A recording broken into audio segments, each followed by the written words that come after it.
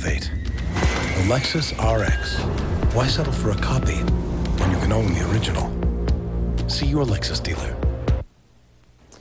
They use phony addresses and local phone numbers, and they are accused of preying on people caught in a desperate situation.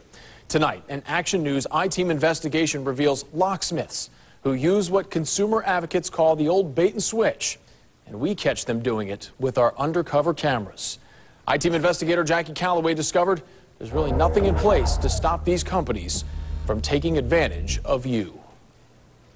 They are accused of weaving a web of deceit and overcharging customers. I was livid. This is ridiculous. Unsuspecting Bay Area residents are often desperate by the time they call for help. I locked myself out of the house. We caught these locksmiths quoting locked-out homeowners one price, then doubling and tripling the charge after they inspect the lock. I did not expect 170. Do you mind if we talk to you for a couple of minutes? We're getting some complaints. Absolutely not. How do they get away with it? Because there are no regulations covering locksmiths in Florida. Right now, anybody can come to Florida, and within 24 hours, they can be a locksmith. The biggest danger is to the consumer.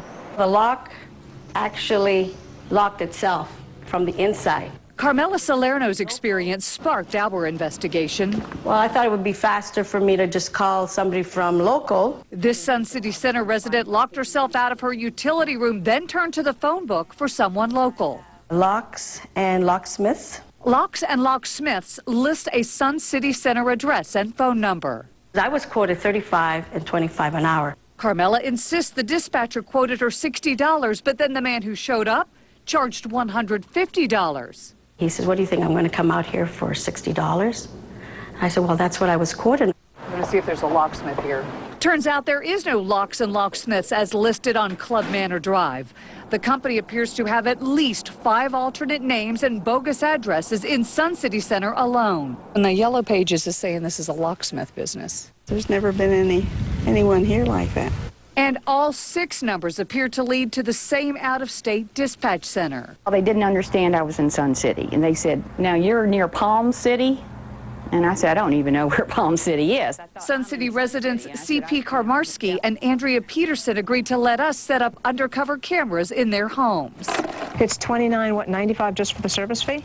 Andrea says Locks and Locksmiths gave her an estimate of $55 to unlock her back door. So how long, when do you think? The dispatcher said 15 to 25 minutes, but 2.5 hours later, the 2 technicians showed up. It took them less than 10 minutes to get in the door, but the $55 estimate turned into a $164 bill. He just said the kind of lock it was.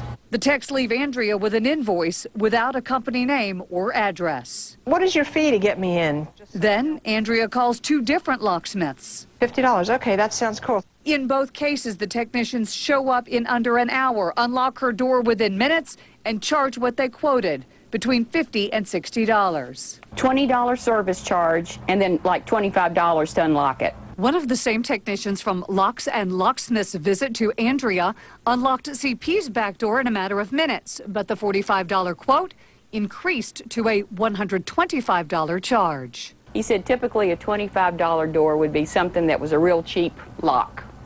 And this apparently is an older, more sturdy lock. So I'm Jackie Callaway, ABC Action News. How you doing? You the locksmith? Yeah. I caught up with one of the technicians in Tampa. People say that your company is quoting one thing on the phone, and then when you get to the house, you're charging like double and triple. When you call, it says it's $29 and up. But these people are being quoted $50 or $60, and they're charged upwards of $150, $165. Anything. Lance is the name on his shirt. We don't know if that's his real name because he refused to give me any information about himself or who he works for. You have a legitimate business, and you won't give me like the name of the company? No, I won't, because you've sort of blindsided me, ma'am. Then I contacted their dispatch center, but did not get a call back. The Better Business Bureau reports hundreds of locksmith complaints, but it's close to impossible to track down locksmiths like these. Remember, there is no state regulation. Only 15 states, and Florida is not one of them, require that they are licensed. There's no background checks, no criminal records are looked into.